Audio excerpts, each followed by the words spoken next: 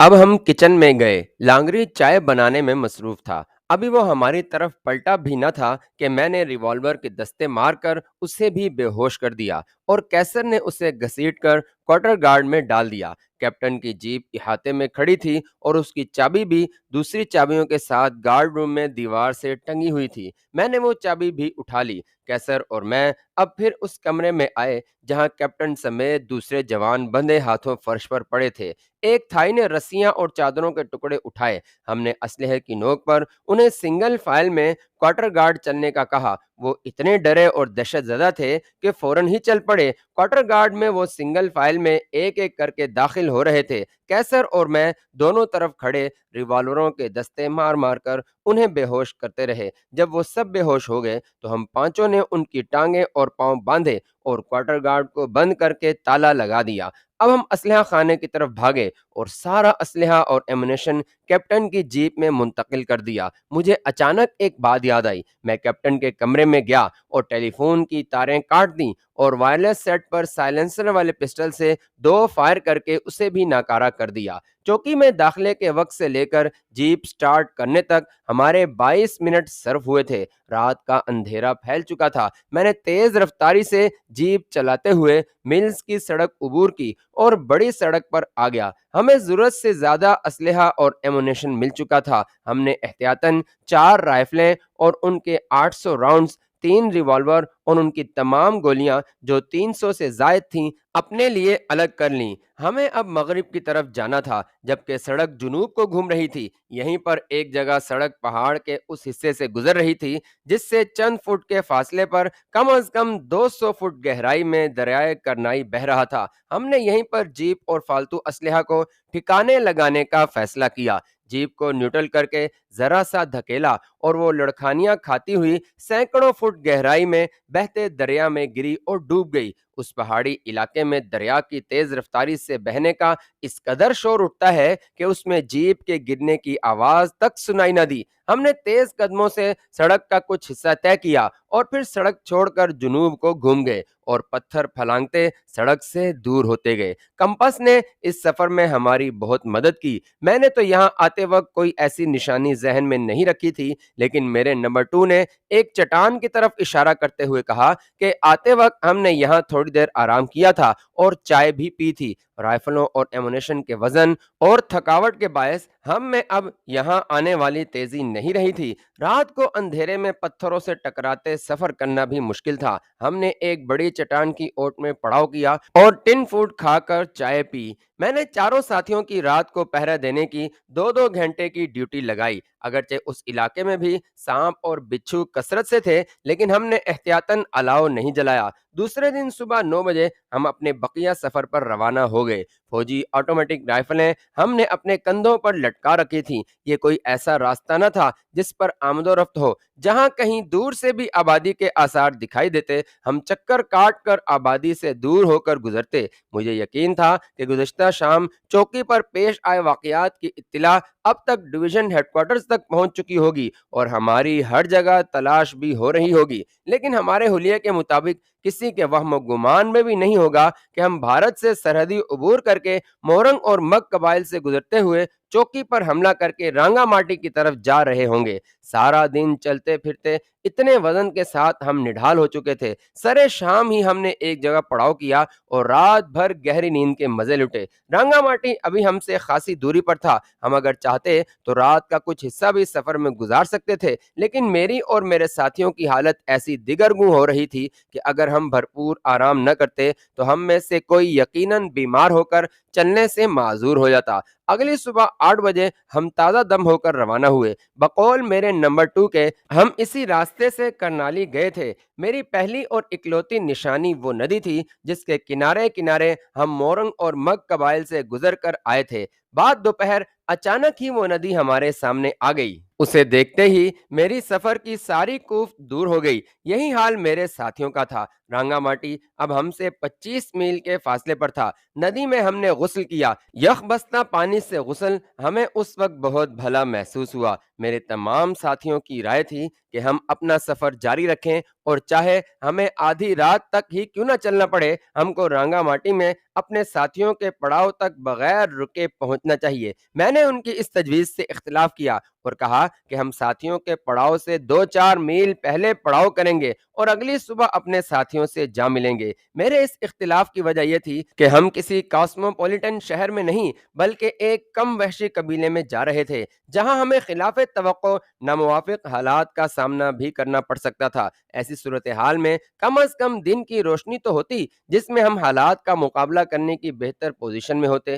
رانگا ماٹی میں اس وقت بجلی نہیں تھی اور میرے خیال میں اب بھی نہیں ہوگی۔ ہم نے اپنا پڑاؤ اپنے قافلے سے اندازاً 5 میل پہلے کیا۔ دوسری صبح ہم رانگا ماٹی کی طرف روانہ ہوئے۔ اس چھوٹے سے قصبے کے قریب ہی ہمیں اپنے قافلے کے پڑاؤ کے نشان دکھائی دیے۔ ٹن فوڈ کے ڈبے بھی ادھر ادھر بکھرے ہوئے تھے، لیکن قافلے کا کوئی نام و نشان نہ تھا۔ ہم حیران تھے کہ آخر قافلہ کہاں غائب ہو گیا۔ میں نے ساتھیوں کو کہا کہ ہم قصبے میں جاتے ہیں، ممکن ہے وہاں ان کا سراغ مل جائے۔ پریشان ہم سبھی تھے۔ میں سارے قافلے کے گم ہونے سے پریشان تھا تو کیسر اور نمبر 2 اپنے اپنے ساتھیوں کے لیے۔ قصبے میں داخل ہو کر ہم نے راجا کی حویلی کا رخ کیا۔ یہاں میں کئی بار آ چکا تھا۔ ابھی ہم حویلی کے قریب ہی پہنچے تھے کہ کیسر کا ایک ساتھی 4-5 چکمہ مردوں کے ہمراہ ہماری طرف آتا دکھائی دیا۔ ہمارے پاس آ کر وہ پہلے کیسر اور اپنے بھارتی ساتھی سے لپٹا اور پھر مجھ سے اور نمبر 2 اور اس کے ساتھی سے بغل گیر ہوا۔ اس نے بتایا کہ پڑاؤ کے اگلے روز ہی صبح چکمہ بھالے برداروں نے انہیں گھیر لیا۔ آپ کی ہدایت کے مطابق ہم نے انہیں بتایا کہ ہم نے راجا صاحب سے ملنا ہے اور ہمارے قافلہ سالار ہمیں 2 روز میں آن ملیں گے۔ وہ راجا تری دیو رائے کا پیغام اور خط اپنے ہمراہ لائے ہیں۔ صرف راجا تری دیو کا نام ان کے پلے پڑا کیونکہ وہ ہماری زبان نہیں جانتے تھے۔ وہ میرے 2 ساتھیوں کو اور مجھے لے کر حویلی میں چلے گئے۔ کئی گھنٹے کے انتظار کے بعد راجا صاحب کے لڑکے نے ہمیں ملاقات کے کمرے میں بلایا۔ وہ بخوبی انگریزی بولتا اور سمجھ سکتا ہے۔ ہمارا ایک ہمراہی انگریزی میں تھوڑی بہت شدھ بدھ رکھتا ہے۔ اس نے ساری بات راجا کو بتائی تو راجا بہت خوش ہوا اور اس نے اپنے آدمیوں کو حکم دیا کہ سارے قافلے والوں کو یہاں لے آئیں کیونکہ وہ سب ہمارے مہمان ہیں۔ ہمیں مہمان خانے کے 3 کمروں میں ٹھہرایا گیا اور کلپنا کو وہ زنان خانے میں لے گئے۔ اس وقت سے لے کر اب تک ہم نے کلپنا کی صورت تک نہیں دیکھی۔ ہماری خوب اچھی طرح سے خاطر مدارت ہو رہی ہے۔ ہر روز ایک زندہ بکری اور 8 زندہ مرغیاں اور پکانے کا تمام سامان ہمیں دیا جاتا ہے۔ رات کو سونے کے لیے آرام دہ بستر ہے اور آپ کی آمد کا شدت سے انتظار کیا جا رہا ہے۔ راجا ہر روز اپنے 4-5 افراد کے ساتھ ہمیں ہمارے پڑاؤ کے راستے پر بھیجتا ہے اور 4-4 گھنٹے کے بعد ہماری باری تبدیل ہوتی ہے۔ راجا نے اپنے آدمی خاصی دور تک آپ کی تلاش اور اطلاع دینے کے لیے بھیج رکھے ہیں۔ کل رات اس کے بھیجے گئے آدمیوں نے آ کر بتایا کہ 5 اجنبی مسافر رانگا ماٹی سے چند میل دور پڑاؤ کر رہے ہیں۔ راجا نے اب مجھے اپنے آدمیوں کے ساتھ اس لیے بھیجا تھا کہ تصدیق کر سکوں کہ آنے والے اجنبی مسافر آپ ہی ہیں یا کوئی اور۔ آپ سے گلے ملتے دیکھ کر اس کے وہ آدمی اسے آپ کی آمد کی اطلاع دینے کے لیے فوراً واپس چلے گئے۔ اس لڑکے کی ساری باتیں سن کر میں نے اس سے پوچھا کہ تم لوگوں کا اسلحہ کہاں ہے؟ سب ہمارے پاس ہے، اور راجا نے کوئی تعرض نہیں کیا۔ تم راجا تری دیو کے لڑکے کو راجا کیوں کہہ رہے ہو؟ میرے اس سوال کے جواب میں لڑکا بولا، میں اور تو کچھ نہیں جانتا لیکن سبھی اسے راجا کہتے ہیں۔ اس نے تاج پہن رکھا ہے اور راجا کے تخت پر وہی بیٹھتا ہے۔ لڑکے کے اس جواب سے میرا ایک اندیشہ صحیح ثابت ہو گیا۔ میں خاموشی سے حویلی کی طرف بڑھتا گیا لیکن سوچ رہا تھا کہ حکمرانی کا نشہ کسی خونی رشتے کی بھی پرواہ نہیں کرتا۔ اخلاقی اور سماجی قدریں تو بہت معمولی باتیں ہیں۔ چکما قبیلے کے سردار راجا تری دیو رائے کی صرف عدم موجودگی میں اس کی زندگی میں ہی اس کا بیٹا قبیلے کا سردار بن بیٹھا تھا اور اس کے تاج اور تخت پر نہ صرف قبضہ کر لیا تھا بلکہ قبیلے پر باقاعدہ حکمرانی بھی کر رہا تھا۔ اس خلاف توقع اور بدلی ہوئی صورتحال میں مجھے نہایت پھونک پھونک کر قدم اٹھانا تھا۔ حویلی تک پہنچنے سے پہلے ہی میں نے فیصلہ کر لیا کہ اگر کیسر کے ساتھی کی بتائی ہوئی بات درست نکلی تو میں راجا تری دیو کا وہ خط جس میں اس نے عنقریب اپنے قبیلے میں واپسی کا لکھا تھا راجا کے بیٹے کو نہ دوں بلکہ اس کی جگہ وہ خط دوں جس میں اس نے اپنے شاہی فرمان میں بڑے بیٹے کو سردار بنانے اور تمام قبیلے کو اس کی سرداری تسلیم کرنے کا حکم دیا تھا۔ اس طرح میں اس کے بیٹے کی خوشنودی حاصل کر کے رانی اور چھوٹے بیٹے کے ساتھ اس کے خاندانی جواہرات لے کر اپنے ساتھیوں کے ساتھ پرامن اور بخیریت واپسی کی امید کر سکتا ہوں۔ مجھے کلپنا کے متعلق بھی یہ اندیشہ تھا کہ کہیں اس نے موجودہ راجے کو دانستہ یا غیر دانستہ طور پر ہمارے مورنگ اور مگ قبائل کے ساتھ تصادم اور ان کے مدفون خزانے کو حاصل کر لینے کے واقعات بھی نہ بتا دیے ہوں۔ راولپنڈی سے اس مہم پر روانگی کے وقت مجھے صرف اتنا علم تھا کہ تھائی لینڈ، برما اور آسام سے گزر کر مجھے چکما قبیلے تک پہنچنا اور رانی، چھوٹے بیٹے اور جواہرات کے ساتھ واپس راولپنڈی لوٹنا تھا۔ دوران سفر مجھے جن حالات سے گزرنا پڑا، اگر ان کے متعلق مجھے ذرا سا بھی علم ہوتا تو میں قطعاً اس مہم کو سر کرنے کی حامی نہ بھرتا۔ میری مشکلات میں تازہ ترین اضافہ بنگلہ دیشی فوج سے اسلحہ چھیننا اور راجے کے بیٹے کا از خود ہی سردار بن بیٹھنا تھا۔ جیسا کہ گزشتہ اقساط میں کہیں تحریر کر چکا ہوں کہ مورنگ اور مگ قبائل میں چکما قبیلہ زیادہ مہذب اور تہذیب یافتہ تھا۔ راجہ تریدو کے دور سرداری میں اس قبیلے کے افراد چٹاگانگ اور کاکس بازار میں محنت مزدوری کرتے تھے۔ کاکس بازار میں سگار بنانے کے کئی درمیانے درجے کے کارخانے ہیں۔ وہاں چکما عورتیں ہی اپنے ہاتھوں سے سگار بناتی اور پیٹتی تھیں۔ سارے بنگال میں چکما عورتوں کے حسن کی دھوم مچی ہوئی تھی۔ شہری زندگی سے زیادہ قریب ہونے کی وجہ سے چکما قبیلے کے کچھ لوگوں نے اپنے علاقے کے مخصوص گھریلو صنعتیں مثلاً سگار اور جوٹ پینشن اور گھاس کو ملا کر بنے ہوئے کپڑے بھی چٹاگانگ کی مارکیٹ میں فروخت کرنے شروع کر دیے تھے۔ راجہ تریدو رائے انگلینڈ کا پڑھا ہوا ایک شستہ انسان تھا جسے حکومت پاکستان نے کیپٹن کا اعزازی عہدہ دیا تھا اور وہ جم خانہ کلب کا ممبر اور ایوننگ پارٹیوں کا دلدادہ تھا۔ سقوط ڈھاکہ کے بعد پاکستان سے اپنی وفاداری دکھاتے ہوئے اس نے بنگلہ دیشی حکومت کو تسلیم نہیں کیا اور اس جرم کی پاداش میں بنگلہ دیشی فوج نے اس قبیلے کے نشیبے علاقے کو گھیرے میں لے کر چکما قبائل کا چٹاگانگ اور دوسرے شہروں سے رابطہ منقطع کر دیا تھا۔ راجہ تریدو کو ذوالفقار علی بھٹو نے مرکزی حکومت کا پروڈکشن منسٹر بنایا تھا اور اس منسٹری کے زمانے میں مجھے اس مہم پر بھیجا گیا۔ حویلی کے دروازے پر 4 معزز چکما مرد کھڑے تھے جو یقیناً راجہ کے درباری یا مشیر ہوں گے۔ ان کے ہمراہ 6 نیزہ بردار بھی تھے۔ حیرت انگیز بات یہ تھی کہ ان نیزہ برداروں نے بالکل مغلیہ دور کا لباس پہنا ہوا تھا۔ راجہ تریدو نے مجھے بتایا تھا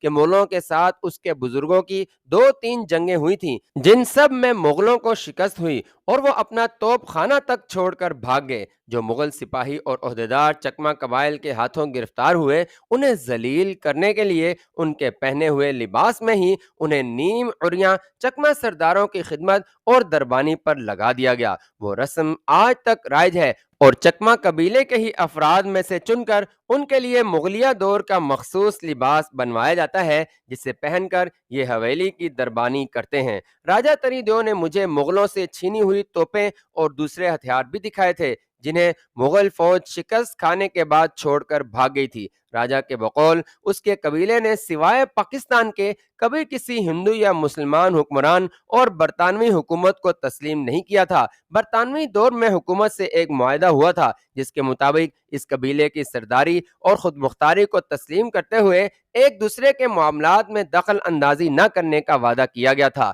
اور چکما قبیلے کے لوگوں کو روزگار اور حصول معاش کے لیے چٹاگانگ اور دوسرے شہروں تک جانے کی اجازت ملی تھی۔ اس معاہدے کی وجہ سے راجہ تریدو رائے کو انگلینڈ میں تعلیم حاصل کرنے کا موقع ملا۔ قیام پاکستان کے بعد پاکستانی حکومت نے اس قبیلے سے نہ صرف برطانوی معاہدے کے تمام شرائط کو برقرار رکھا بلکہ جذبہ خیر سگالی کے طور پر سردار کو اعزازی کیپٹن کا عہدہ بھی دیا۔ اس قبیلے کی پاکستان سے وفاداری کسی شک و شبے سے بالاتر تھی۔ سقوط ڈھاکہ دسمبر 1971 کے بعد بہت سے پاکستانی فوجی جنہوں نے ہتھیار نہیں ڈالے تھے اس قبیلے کی مدد سے برما پہنچے اور وہاں سے پاکستان آئے۔ اس قبیلے کے سردار راجہ تریدو رائے نے بنگلہ دیشی حکومت کو تسلیم نہیں کیا اور سقوط ڈھاکہ سے چند روز پیشتر مغربی پاکستان چلا آیا۔ بنگلہ دیشی فوج نے قبیلے کو زیر کرنے کے لیے کئی بار رانگا ماٹی پر حملہ کیا، جہازوں سے بمباری بھی کی، لیکن ناقابل عبور راستوں، دریاؤں پر پلوں کے نہ ہونے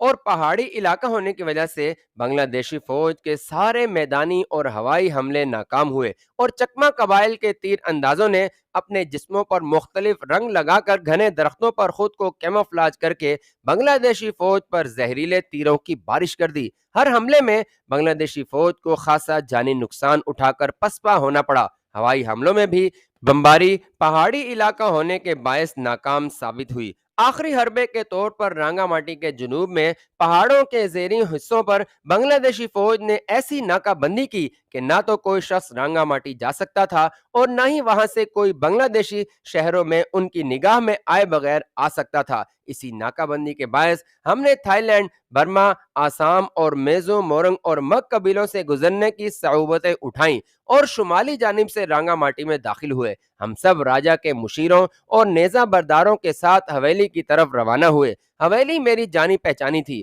ہمیں اس بڑے ہال میں لے جایا گیا جہاں پر راجا قبائل کے مسائل سنتا اور فیصلے کرتا تھا۔ اسی کمرے میں ایک آبنوسی لکڑی کا تخت بھی تھا جس پر مختلف جگہوں پر چھوٹے چھوٹے جواہر لگے ہوئے تھے۔ اس ہال میں 40 سے زیادہ کرسیاں دیواروں کے ساتھ قطاروں میں پڑی تھیں۔ ہال کے بیچ میں قبیلے کے لوگوں کے بیٹھنے کے لیے پرانے قالین بچھے ہوئے تھے۔ قبیلے کا کوئی فرد یہ سوچ بھی نہیں سکتا تھا کہ سردار کے سامنے کرسی پر بیٹھ سکے۔ میں اس ہال یا دربار میں راجا تری دیو رائے کے ہمراہ پہلے بھی جا چکا تھا، اور راجا نے دیواروں پر بھی تلواریں، زرہ بختر ڈھالیں اور توڑے دار بندوقیں دکھاتے ہوئے بتایا تھا کہ انہیں مغلوں سے مختلف اوقات میں جنگوں کے دوران چھینا گیا تھا۔ مشیروں نے ہمیں کرسیوں پر بٹھا دیا۔ میرے کہنے پر ایک مشیر نے، جو انگریزی جانتا تھا، ہمارے باقی ساتھیوں کو بھی وہاں بلوا لیا۔ سوائے کلپنا کے سبھی ساتھی وہاں آ گئے۔ ایک دوسرے سے ملنے اور خیر و عافیت دریافت کرنے کے بعد ہم راجا کی آمد کے انتظار میں بیٹھ گئے۔ یہاں پر موجود ہمارے کسی ساتھی کو بھی کلپنا کے متعلق کوئی علم نہ تھا کہ وہ کہاں ہے۔ حمید ابھی تک اکھڑا اکھڑا نظر آتا تھا۔ میں ان نئے اور غیر متوقع حالات کی روشنی میں راجا کے لڑکے سے، جو سردار بن بیٹھا تھا، گفتگو کرنے کے لیے خود کو تیار کر رہا تھا۔ ایک فیصلہ تو میں نے کر لیا تھا کہ رانی کو راجا تری دیو رائے کا خط موجودہ سردار سے گفتگو کرنے اور اس کا رویہ دیکھنے کے بعد ہی دینے کا فیصلہ کروں گا۔ موجودہ حالات کی روشنی میں یہ ناممکن دکھائی دیتا تھا کہ رانی صاحبہ کو ان کا خط، جس میں خاندانی جواہرات ہمراہ لانے کا لکھا تھا، ڈائریکٹ سردار کے علم میں لائے بغیر اور اس کے پڑھے بغیر پہنچا سکوں۔ ہمیں زیادہ دیر انتظار نہیں کرنا پڑا۔ راجا تری دیو کا لڑکا اور موجودہ سردار پتلون اور بند گلے کا کوٹ پہنے اور سر پر تاج رکھے اپنے درباریوں کے ساتھ ہال میں داخل ہوا اور تخت پر بیٹھ گیا۔ اس کی تعظیم میں ہم سب کھڑے ہو گئے، اور جب تک تخت پر بیٹھ کر اس نے ہمیں اشارے سے بیٹھنے کی اجازت نہ دی، ہم سب کھڑے رہے۔ چند لمحوں کی خاموشی کے بعد وہ صاف ستھری انگریزی میں بولا، مجھے معلوم ہوا ہے کہ میرے والد اور چکما قبیلے کے سابق سردار کا پیغام لے کر کوئی آیا ہے۔ وہ شخص میرے قریب آئے اور مجھے بتائے کہ کیا پیغام ہے۔ میں اپنی کرسی سے اٹھا۔ راجا تری دیو کا وہ خط جس میں اس نے قبیلے کی سرداری اپنے بیٹے کو سونپنے کا فرمان لکھا تھا، اپنی جیب سے نکالا اور دونوں ہاتھوں میں لیے سردار کی طرف بڑھا۔ سردار نے میرے ہاتھوں سے خط اٹھایا اور مجھے اپنے تخت کے قریب ترین بچھی کرسی پر، جہاں اس کا مشیر اعلیٰ بیٹھتا تھا، بیٹھنے کا اشارہ کیا۔ مشیر اعلیٰ نے اس کے حکم کی تعمیل میں اپنی کرسی میرے لیے فوراً خالی کر دی اور خود ساتھ پڑی کرسی پر بیٹھ گیا۔ یہ لفافہ خاصا بڑا اور وزنی تھا۔ اس میں شاہی فرمان قبیلے کی زبان میں بڑے حروف میں ایک نہایت اعلیٰ اور موٹے کاغذ پر لکھا ہوا تھا، اور لاکھ کے ساتھ اس پر شاہی مہر بھی ثبت تھی۔ دوسرا خط راجا کی وزارت کے لیٹر ہیڈ پر انگریزی میں لکھا ہوا تھا، جس میں میرے ہمراہ رانی اور چھوٹے بیٹے کو بھیجنے کے بارے میں تحریر تھا۔ سردار نے دونوں خط پڑھے اور ہنستے ہوئے انگریزی میں مجھ سے مخاطب ہوا۔ قبیلے کے موجودہ سردار کو سابق سردار نے سردار بنانے کا حکم بھیجا ہے۔ اس سے زیادہ مضحکہ خیز بات اور کیا ہو سکتی ہے؟ سابق سردار کا یہ فرمان میرے لیے بالکل بیکار ہے۔ جہاں تک سابقہ رانی اور میرے چھوٹے بھائی کو تمہارے ساتھ بھیجنے کا سوال ہے، تو اس بارے میں ان سے میں مشورہ کروں گا اور سوچ سمجھ کر فیصلہ کروں گا۔ یہاں تک پہنچنے میں تمہیں جن دشواریوں کا سامنا کرنا پڑا، ان میں سے کچھ کا علم مجھے تمہاری ساتھی عورت کے ذریعے ہو چکا ہے، اور میں تمہارا مشکور ہوں کہ تم نے اور تمہارے ساتھیوں نے یہ صعوبتیں برداشت کی۔ اس عورت نے مجھے یہ بھی بتایا ہے کہ تم نے مگ اور مورنگ قبیلے کا موروثی خزانہ بھی ڈھونڈ نکالا ہے۔ کیا یہ بات درست ہے؟